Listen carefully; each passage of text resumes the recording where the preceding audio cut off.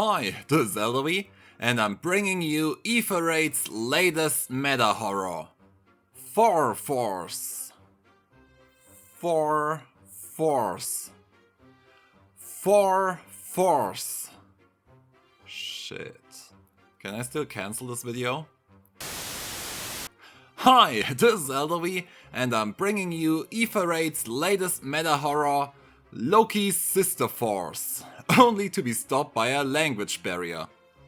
So, ever since we got the notification for the long-awaited Fury Seal, I was theory crafting about all the different new Galeforce, Vantage and Sweep mechanics which are now available. A powerhouse in this regard, which many summoners may still be sleeping on, is our newest Astra mythic, Thorr. Her very unique Worldbreaker C-skill, allowing both her and her allies within 2 spaces to have a conditionless blade effect in both phases. No words. This truly breaks worlds, and with that I mean those of AR defenses.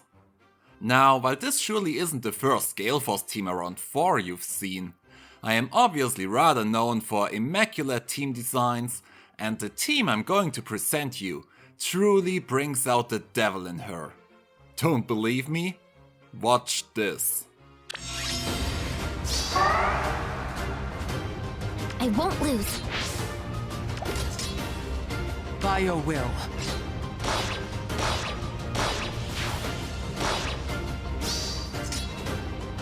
They will submit. Okay. Close your eyes. I seek a foe.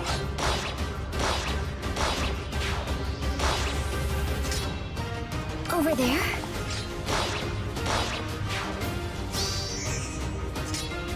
Do you think so?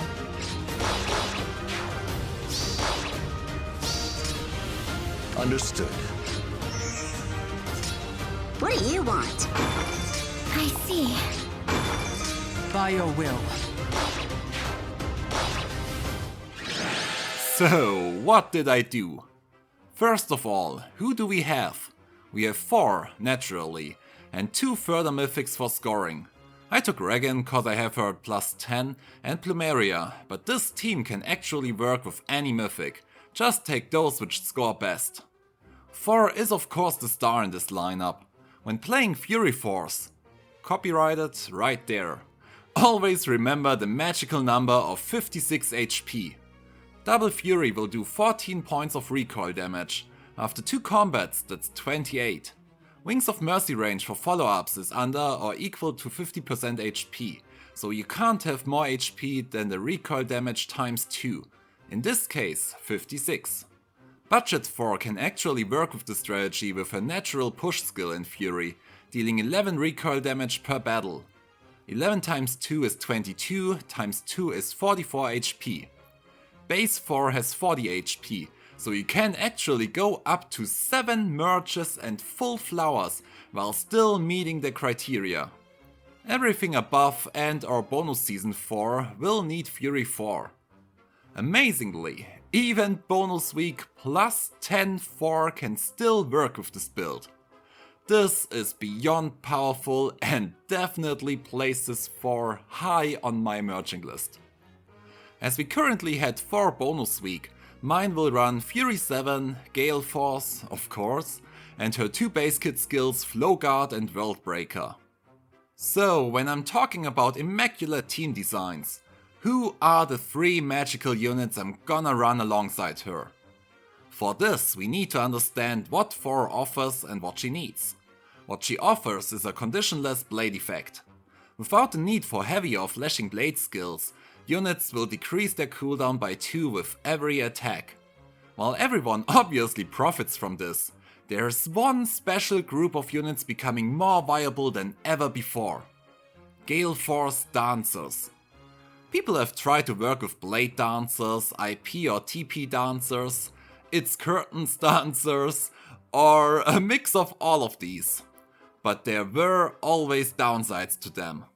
Either they were lacking the stats to activate the blade skill, or lacking the damage to kill, or lacking a good setup. I'm sure there are people who made it work, but I'm also sure that they will all agree that it was hard to set up and that there were times where it just didn't work out. Thorr negates one of the dancer's biggest weaknesses, having to win stat checks. Many dancers can work with this setup. I decided to take one of my favorites, Dancer Eldigan. I adore his art. The good thing about Eldigan is, he has high HP, high attack and high defenses, and he can be merged without the cost of orbs. This will help him tremendously to kill units as well as to survive possible mage attacks during enemy phase. I decided to play him with a Brave Lance Quicken Pulse build, which will allow him to instantly Galeforce as long as he hits a unit twice. You can also run its Curtains instead of the Brave Lance. This might come in handy when you are heavily relying on the Bolttower, but this is a strong turn 1 team, therefore I went with the Brave Lance. For his A skill, stacking attack and res is ideal. Luckily, I have killed a Brave Micaiah for him before when I was in need of ground orders, and I was far-sighted enough to inherit attack res bond 4 along the way. In his C skill, you will either want to run Attack Death Rain, which I don't have, or the budget option Savage Blow. Taking a look at some of the matchups he had, you can definitely see that his attack is low enough to double many frail mages, while still high enough to take out bigger threats with a double attack. Or even quadruple attack. What a chat! But what if the enemy has a guard skill, or dies with a single attack? Then his Galeforce will be lost, and there is no way to refresh a dancer. Or is there? CYL5 has given us some amazing units, but I didn't summon most of them. Until recently, when the Christmas tickets gifted me a free Brave Marianne. And then I summoned another one right after that on a random banner. Hi girl! I wanted to make use of her really unique special for a long time, and I'm delighted to finally get the chance. Similar to dancers, Brave Marianne profits enormously by Thorr's Worldbreaker skill, securing her to activate her special with a single attack. While it was almost necessary to run Flashing Blade on her before, she can now rely on a full damage build to nuke her opponent with a single attack. If you use an infantry dancer instead of Eldigan, you can even make use of infantry pulls to get Marianne's cooldown down to 1. This will allow her to charge it even against armors with fighter skills. I might try Berkut next season to test this. He's inferior in stats compared to Eldigan though, if you don't happen to have a plus 10 copy lying around. So he might actually miss some important kills. Last, we have Veluria.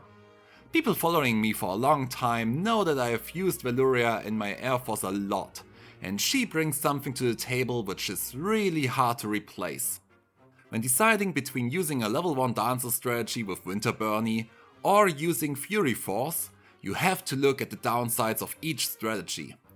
Level 1 dancers are obviously frail and have to be protected, and they can't do anything but dancing, and Bernadetta additionally takes away a slot in your team.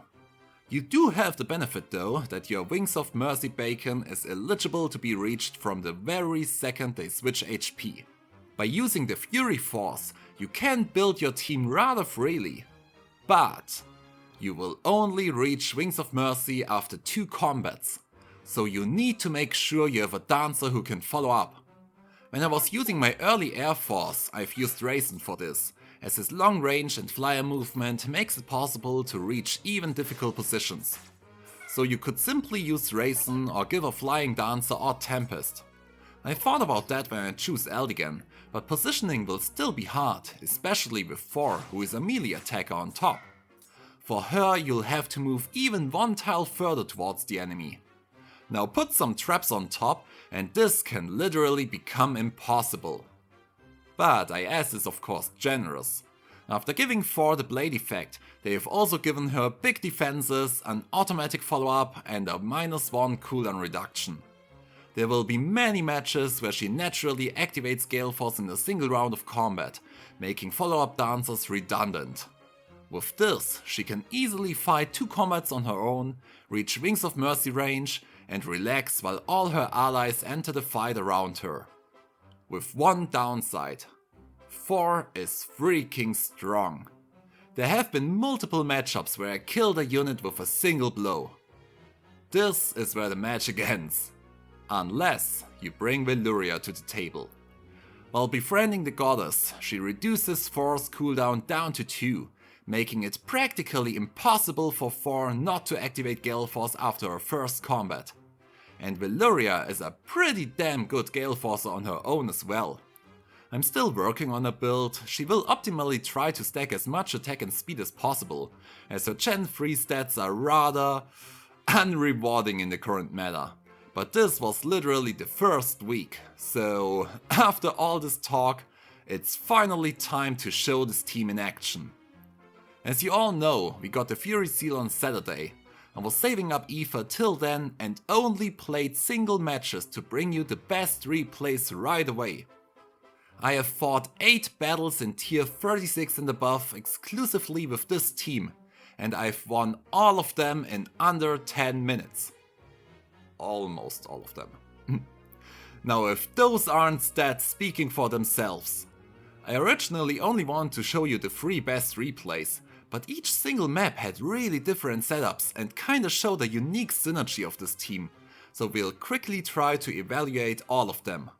And you will definitely want to stick around till the end, cause I won that last match against the full +10 whale team in turn 1 while even getting both pots. If this isn't the most hardcore turn 1 strategy you've ever seen, I don't know. The first match already meant a lot of trouble for this team. A closed up line of units, a near safe unit with color advantage and traps right in front of the enemy. This is a setup I would probably just tank under normal circumstances, but we obviously want to show how versatile this team is. So let's do it. I would need a combination of a dance and a smite or repo to safely check the traps, and given the fortress in Yuri's lane, I only had a single lane to do that, the lane of Riz. I set up Thorr to walk up there, and I actually decided to do a repo play with Regan. I obviously couldn't tell if the trap below Riz would be real or not, and Regan being right there with Kento could have enabled me another Wings of Mercy beacon to strategically place in case of a real trap. I patiently waited till turn 3. If I wouldn't go in turn 1, I could as well take the Bolttower damage on top. And apparently the trap was fake. With this, Regan would be only an obstacle for Marianne's dance, so I moved her out of the way. Thorr went in and actually killed Riz with a single strike. Veluria's pulse coming into play right away. Non-bonus week Thorr would have needed 2 attacks, so she would have been fine as well.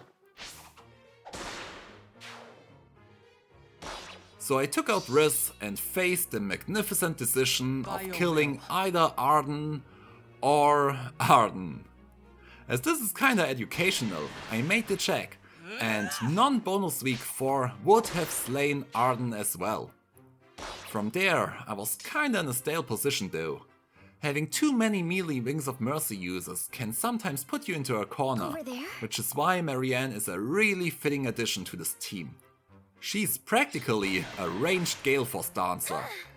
So I took out Reinhardt with a single hit, while Worldbreaker secured the Requiem dance for Thorr.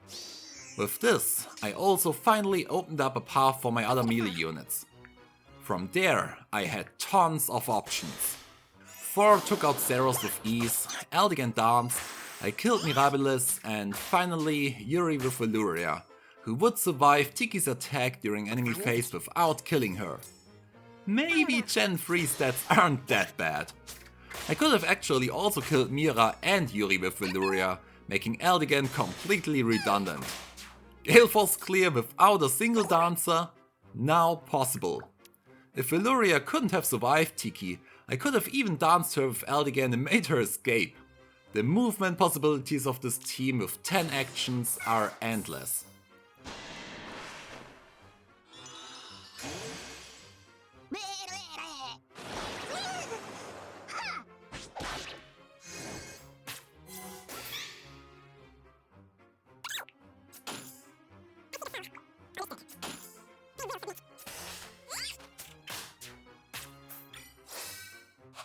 My second match made me face this kinda obnoxious generic near-safe far-safe team with common threats like Legendary Sigurd, Leaf and Young Innes.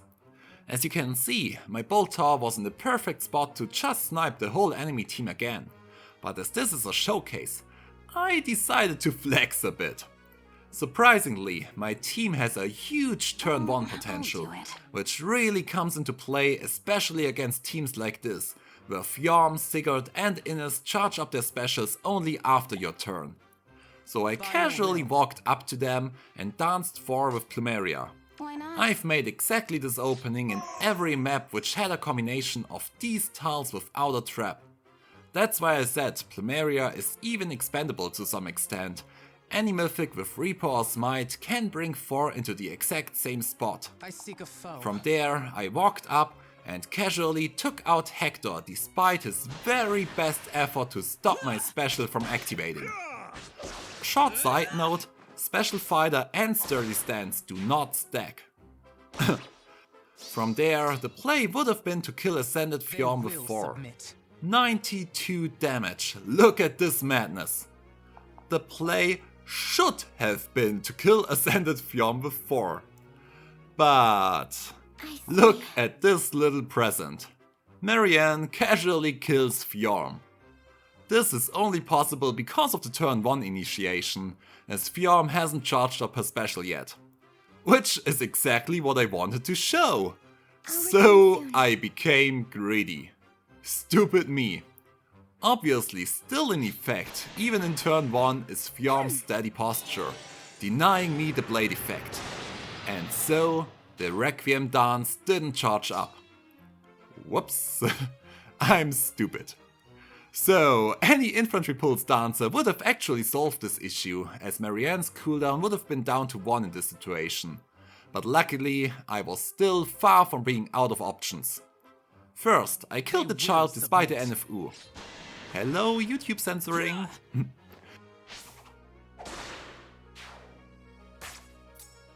With that, I had once again an opening for my melee units. I could take out both Sigurd and Peony with any combination of my units, locking up Liv and Saros in the end. I decided to go with Val, who would once more secure her Galeforce with Thor's Worldbreaker, and took out Legendary Sigurd with style. FE4 fans are going to love this. Or, now that I think about it, maybe not? Well, Sigurd died anyhow, maybe this would have been Eldigan's chance to live? So, despite my mistake with Marianne, I still casually cleared this map while still having tons of actions left. This is so broken. Another reason why I actually choose Eldigan to be my dancer was to cover all the colors. With Regan being red and Thorr being green, I was missing a strong blue unit to take on the Livs and Sigurds and Arms of this world, and Eldigan does it perfectly. Getting the pots was a bit of a struggle, I shouldn't have killed Liv so soon. But here's the beautiful thing, both Marianne and Eldigan are super bulky. It doesn't even matter if they can't kill an enemy, as long as they survive they can still do their dances and I have enough actions to chip down my enemies piece by piece. Understood. They will submit.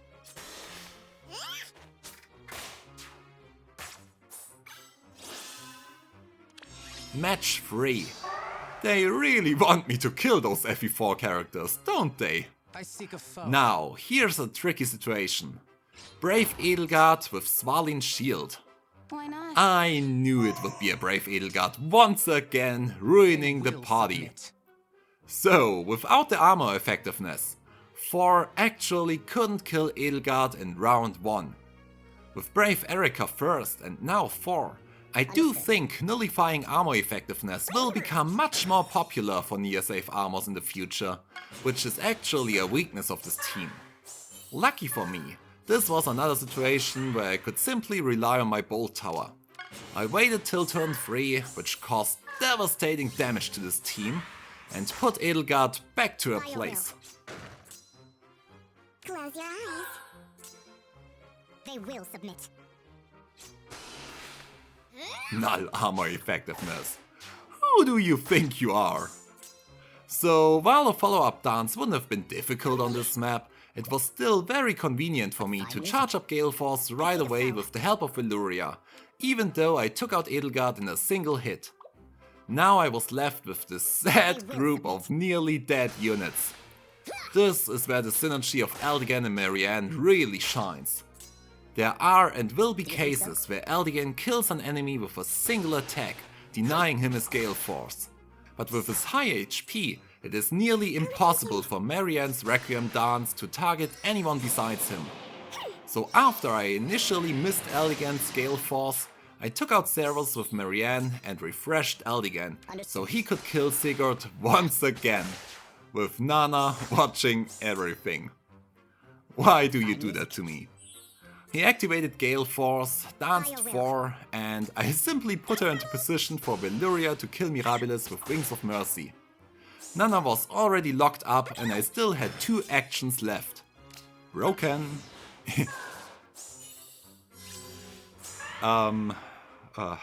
Yeah, as if it would matter now. Just kill her. Match 4, and I'm facing a juicy +10 near save Fallen Edelgard. This is the second time that I killed a Brave Edelgard, only to be matched against a +10 Fallen version right after that. Coincidence? I think not. We also have ascended Fjorm again, making this another prime example for turn 1 play. If it wasn't for that shitty building fence keeping me away. My team has 10 actions, so I guess it's time to waste some of them. I opened up the path with Thorr and danced her right away. Then I decided to sacrifice Regan's turn in order to push Thorr into the battle. When playing this kind of team, always make sure you have a fine mix of reposition and smite on your units. You never know what might come in handy. From there, I was obviously delighted to see Thorr annihilating that +10 Fallen Edelgard. What a sight! It's still turn 1, Edelgard hasn't transformed yet and will therefore not get her damage reduction. Not that it really mattered with a damage of 56 times 2, but I'm happy to take what I get. And once again, Flowguard coming into play, denying Edelgard that bonfire. From there, I had the option to not kill Myr or to kill Erika. Looks like an easy choice, doesn't it? But lucky for me, I calced this match before. I calced most of these matches. I don't have nearly enough practice with this team to have a feeling for which units they may kill and which not. Apparently, this little Myr is quite an issue. No one in my team is able to kill her, and even worse, some of them would die during the effort. So I flexed and wasted some more actions. Yay! I made Thorr attack Myr, who luckily didn't take any damage from the little dragon thanks to a huge rest stat, and also denied the little dragon the noontime. Not that it would have healed her much, but you never know. Against this team, Marianne actually wasn't able to take out Fjorm at all, even though Fjorm didn't charge up her special yet.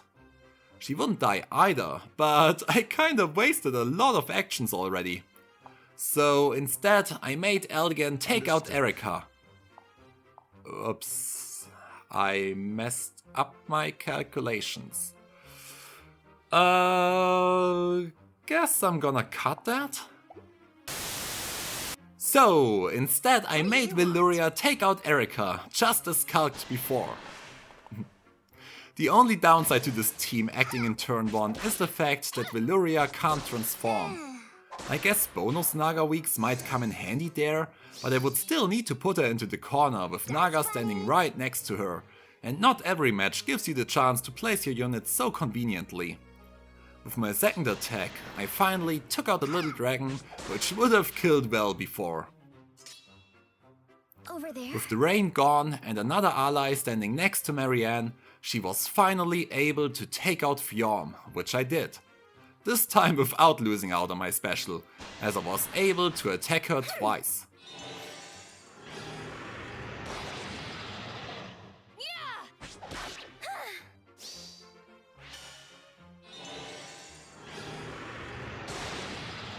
Okay, I barely killed her.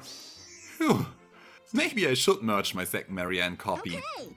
Veluria had another action to take out La Rochelle, and Elgen was still around to help me kill Zeros. Now this fight is interesting. Non-bonus weak 4 would be down to 1 HP at this point, so her automatic follow-up would actually be gone. I know it's rare, but there are cases where units indeed drop below that strange 25% HP threshold. For non-bonus weak 4, this will be the case below 10 HP. Double fury damage is 28, so if she takes 4 damage during the first 2 combats, she won't have a follow-up attack for the potential third battle.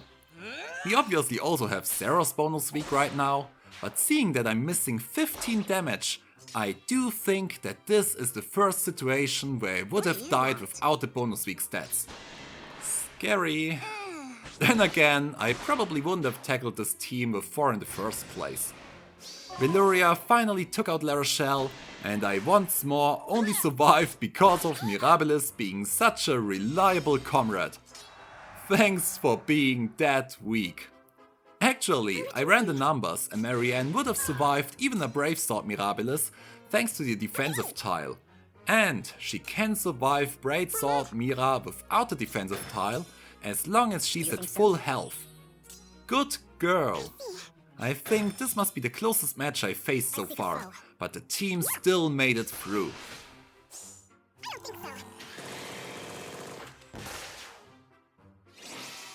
The next match made me face a +10 legendary Dimitri. And another Nana. I have literally not encountered this unit once before. And now that I use Eldigan, I get her twice. This is rigged. So here we have a far safe Felix, an actual Brave Sword Mirabilis, and another highly merged Zeros. I will once again flex and start right in turn 1 to show you another really nice synergy of this team. I once more walk sensually up towards Zeros, give myself a sensitive dance, and punch that dragon right into her face. Why has everyone returned to Dragon Wall on Zeros? This makes her so much harder to kill.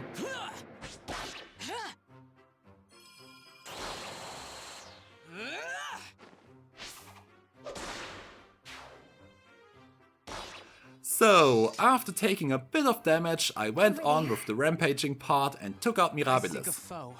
Wow. 0 damage. You're doing great, pal. Always helping me out when I'm in need. So, Thor's actions were used up. But she was once again in Rings of Mercy range, so it was Eldigan's turn next. After killing so many Ziggurat's before, he and his wife actually were no challenge anymore. So it had to be Nana. I will burn in FE4 hell. Like, I'm sorry, I don't know why it always ends up like this. But look, what were my choices? After killing Nana, I also killed Peony, another very popular unit that dies very fortunately against Eldigan, taking him 2 hits to accomplish thanks to the color disadvantage. With that, I made room for Marianne to enter. And she didn't kill. I actually also calced that with the outcome of her killing Felix. I maybe should put more effort into calcing again. But it doesn't matter. She's not dying and she attacks twice. That's all I need in order to activate her special even against special fighter armors. This is totally new to me. I don't think I've ever played Galeforce teams before that didn't kill in the single combat while still being fine. That's crazy. And the fact that she survives Felix's attack, only taking 15 damage actually. They really went overboard with the damage reduction lately. So I did not take out Felix, still activated the Requiem dance though, and it did hit Eldigan just as planned. Now, here comes the deal. Requiem dance does have some kind of balancing. Similar to Legendary Leaf, the unit receiving the dance can only move a single tile afterwards. So with that, I can do... what? Try to kill the +10 Dimitri or the +10 Felix and let the other one live as I'm out of space? Bad idea. This is why I'm running air orders on Plumeria, and if you look back, you'll realize that I always try to position Plumeria between Thorr and Eldigan in turn 1 to give both of them flyer and order buffs. Do you think With so? this, I can easily jump back to Thorr and dance her again. She kills the +10 Dimitri. That combat was close though, They will may not submit. have worked out of bonus season. And I am once again in a nice position for my other units to follow up.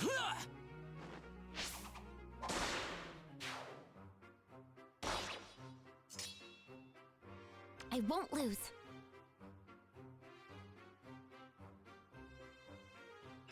Regan finishes off Felix, leaves right away afterwards like a good Tinder girl, and then here comes the other shenanigan.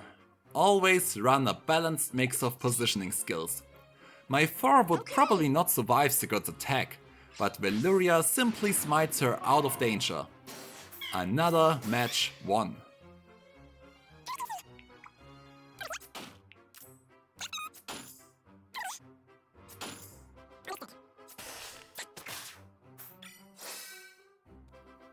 My next match put me in a very tricky situation.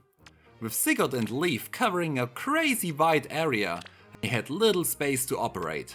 I couldn't just walk up Leaf's lane, as the traps there would probably be real, and even if not, I had no space to test them. Same with Sigurd's lane, as my fortress was standing there, I couldn't have cleared the pot to smite up Thorr afterwards. And even with a repo from Regan, Thorr does not kill Sigurds. Only Eldigan can. This was a very tricky situation, but nothing I couldn't handle. I actually skipped turn 1, there wasn't much pressure on my side, as there were no specials charging up, besides Sigurd, but he doesn't matter. Imagine hearing this in mid-2021.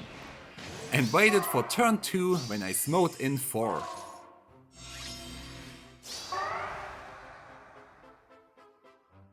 Okay.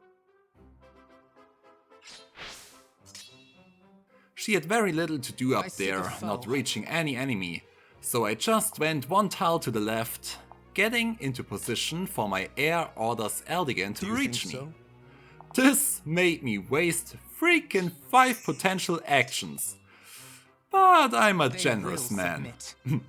From there I walked up and took out Trasier with a single hit, Valyria's cooldown reduction being once again the necessary game changer.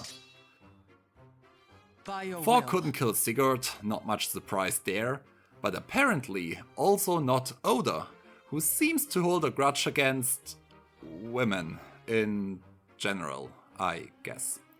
So I took out Reinhardt.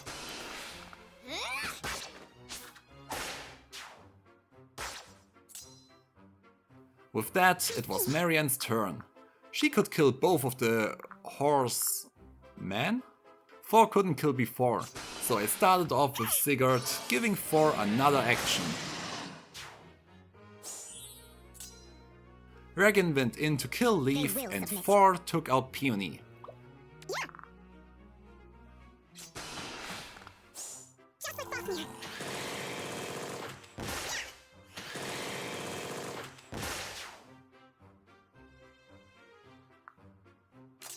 As the Edelgard was conveniently already locked up, I didn't have to care about my positioning, and with Thorr moving one tile to the right, she opened up the path for Plumeria, giving Marianne another action, as she could kill Oda as we already knew.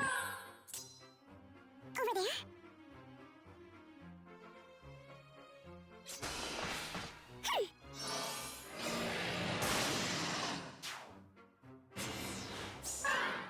Turn 3 blessed me with heavy Bolttower damage. I mean, if you put Edelgard in a box like that, why not use one of the outer tiles? It did save me some time though.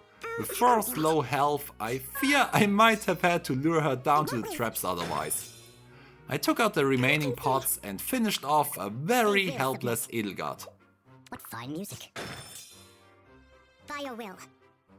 I see. Yes, Marianne, kick her in the knee. You're doing great. With this, I pushed myself into the highest possible player tiers to start into the final day. And got this. Whale in a box, ready to be served. They will submit. Thorr actually does great against these teams given her flyer movement and armor effectiveness. I seek a foe. Or so I thought. Why is it always you ruining my matches? Why? What the hell is wrong with you? I just want you to leave me alone. She didn't even need Svalin's shield to fuck me up this time. Close defense 4 and some heavy merges apparently also do the job. As you can see, this was of course prime tier level of support, plus 33 defense and a ton baton effect on top. But most importantly, Thorr wouldn't die. To be honest, I really thought about attacking Edelgard right there. Thanks to Veluria, I would still activate Galeforce despite the guard effect, so I could have killed Edelgard with another attack. But what then?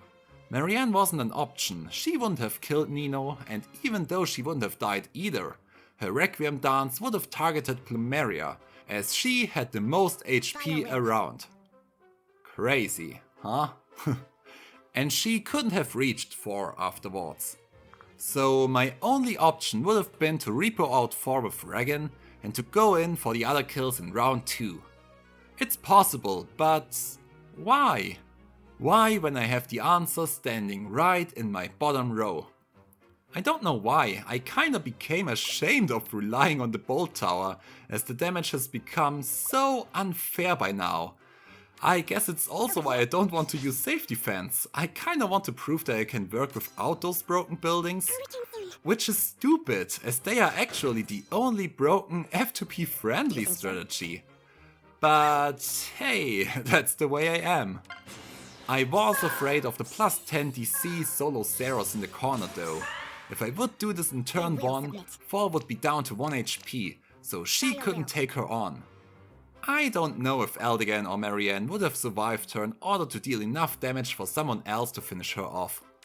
I guess I could have easily calced that, but once again, to prove what? So, as you can probably already see, I decided to wait for turn 3 and took out the box team with ease after my Bolttower rampaged through their numbers. There were a lot of stance and warding skills, making me miss most of my Galeforce activations, but with only 3 units actually wielding a weapon, it was only a matter of time till I chipped down all of them.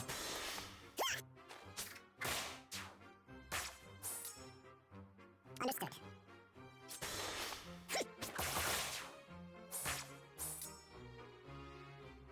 By your will.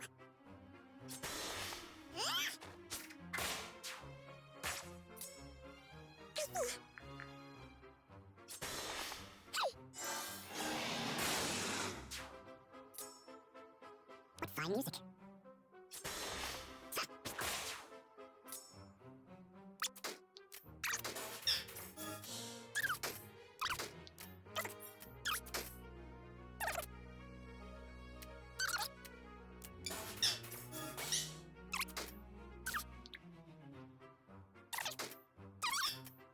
And thanks to a healthy enough bonus 4, I finally took out the plus 10 Zeros to reach the last match of this showcase. The God tier match. Plus 10 defense stacking Duma, plus 10 guard bearing bridal Catria, plus 10 guard bearing stance Mirabilis, plus 10 ARD Death Res Dancer Sigurd, plus 10 ARD Death Res NFU Nyx, plus 10 Stance Dragon Ball Zeros, and a plus 10 Unity Recovery Baton Silk. Overloaded with drives and guards and drive guards, and a turn 1 Dancer Trap on top. You can't initiate on that team, and you can't tank it either. I'm using an unmerged minus speed Nyx on my own Astra defense, and I've seen her kill plus 10 Ascended Fjorms, Backdoors and Fallen Edelgards. She's the I3 of all seasons. It really doesn't get much nastier than this. If there was ever a team designed against Gale Forces, it's this one. So, for the final hard flex of this team showcase, I will clear this whale in a single turn. 10 actions versus 7 plus 10 units and 2 pots. I don't even need the pots, but I'm gonna be a good boy and take them anyways. Everything I've shown you in those last 7 matches will come into play here, to bring you the most synergetic clear you've ever witnessed. First, there was only one entrance to this map, against a 73 defense Saros with a stance and damage reduction. Good luck against that. My calculator started smoking, trying to take all those skills into account. Saros benefits from her own stance, naturally, then she has the Bond Seal active, gets another drive defense from Duma, close guard from Mirabilis and the Tannen Baton from Silk. Once more, and very important, those guard effects do not stack. Saros already has a stance skill, so the Tannen Baton stuff won't give her anything but death and rest +2. But this is the ultimate reason why Valyria carries this team to a different level. Even against heavy guard teams, Thorr will be able to activate Galeforce after a single round of combat, thanks to the initial -2 cooldown reduction. By your will. If I deal enough damage. Which I didn't. It literally took the flyer buff, Plumeria's Dance's debuff of -4 on Saros, and finally the cringy attack plus rest drive of her weapon, which brought Thor's rest close enough to that of Saros to negate some of the damage reduction. Ridiculous! 40 times 2 may look like a flex, but the actual damage was only 29 times 2. And according to my calculations, which were never wrong before this week, I would have failed to kill without the free rest from Plumeria's weapon. But with everything working together, my +1 Thorr took out a +10 bonus weak Saros with 73 defense and still activated Galeforce despite the stance skill. World breaking. But this match was far from over. Look at that. Can't kill Nyx because of the NFU, nearly die against Catria, and can't kill Silk cause her defenses are kinda out of this world. Are you kidding me? I've dealt with a 73 defense damage reduction Saros, but I can't kill the healer who sadly ended up in the team of the wrong Dragon God? Duma's power, I guess. I could have once more killed her with Plumeria's help, but there was no way I would simply test the trap. For this full turn 1 flex, I couldn't waste a single action, so I took out the only unit I could, Bridal Catria. It nearly killed my Thorr, but this would be her final battle for this week. From there, it was time for my team to take over. If it wasn't for Silk, who would still negate Thor's Worldbreaker effect with her Tannen Baton stuff. And this stupid healer was impossible to kill. Even Eldigan couldn't have done it with 4 attacks. There was only one unit capable of killing her, Marianne. As Silk doesn't get her weapon's guard effect herself, and with Marianne taking 2 attacks anyways, I finally took her out and activated Requiem Dance.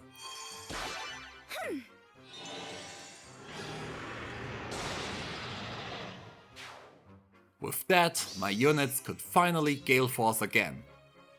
Or maybe not? As this end boss Mirabilis was running a stance and guard bearing. Eldigan was the only unit in my team capable of killing her, but even with 3 attacks, his cooldown would have only gone down to 1. Not enough. Val and Regan both failed to take out the little fairy. What a disgrace. But there was also someone else Eldigan could kill. Mighty Dragon God Duma. With the Hone Flyers buff, Eldigan actually reaches middle ground speed, enough to quadruple slow enemies like Duma.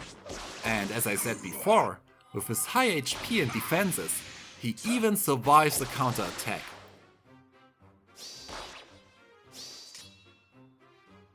With Duma's drive defense buff gone, Regen was finally able to stand her ground and took out Mirabilis.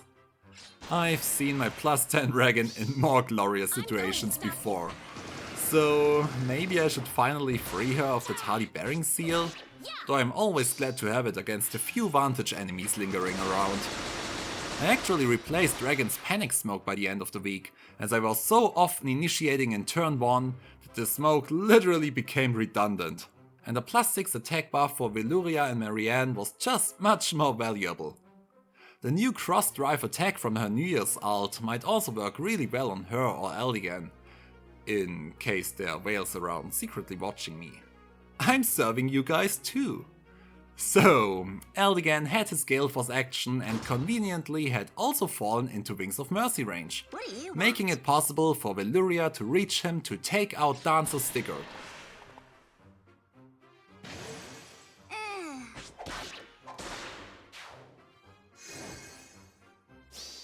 And with only one enemy left and me still having 3 actions, this became my very first ever Aether turn 1 clear. I placed Regen strategically so that Thorr could take out the bottom pod with air orders, Val took out the pod below her, and while constantly checking if Eldian could still kill Nyx, I became a bit panicky at this point. I took her out and finished the map as well as this week. Just for the fun of it, let's watch this match once more as the replay will look like.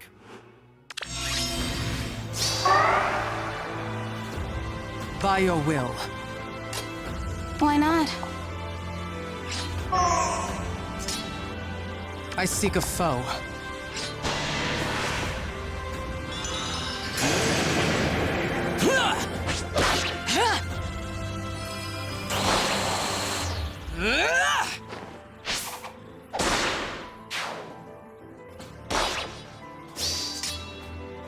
By your will.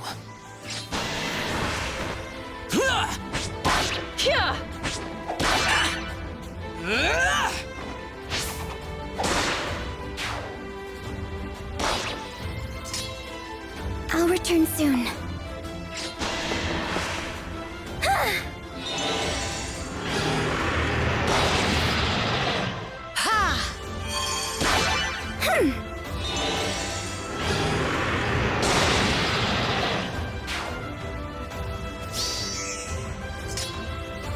Understood.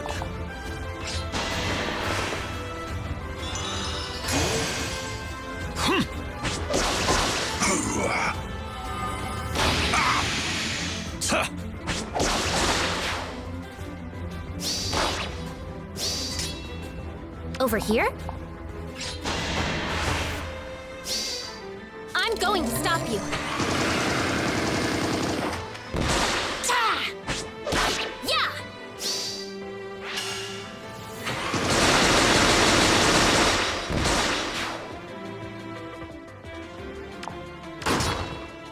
What do you want?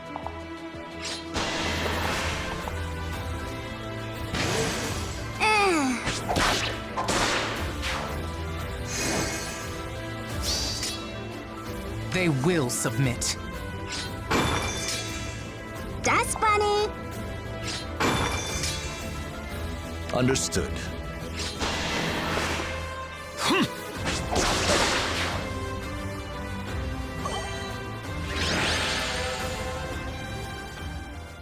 Wow. 8 single matches for the sole purpose of entertainment.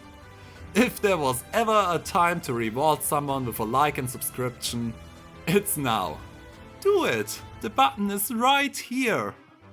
The Fury Free Seal opens up possibilities across all modes, and this was just one prime example. There are tons of new strategies available to discover. At the same time, Thorr and also Ashe are 2 of the most powerful mythics we got, and while I'm not trying to advertise, these 2 units are strong contenders for a Hero Rises, for everyone who enjoys Aether raids and summoner duels. I'm excited to see how this team will perform out of Thorr's bonus week, And if you're excited as well, you should definitely also follow me on Twitter, where you will surely see some proud plays of that team soon. And I can't wait to deliver you yet another meta impact. Hopefully this time for the benefit of defenses again. See ya!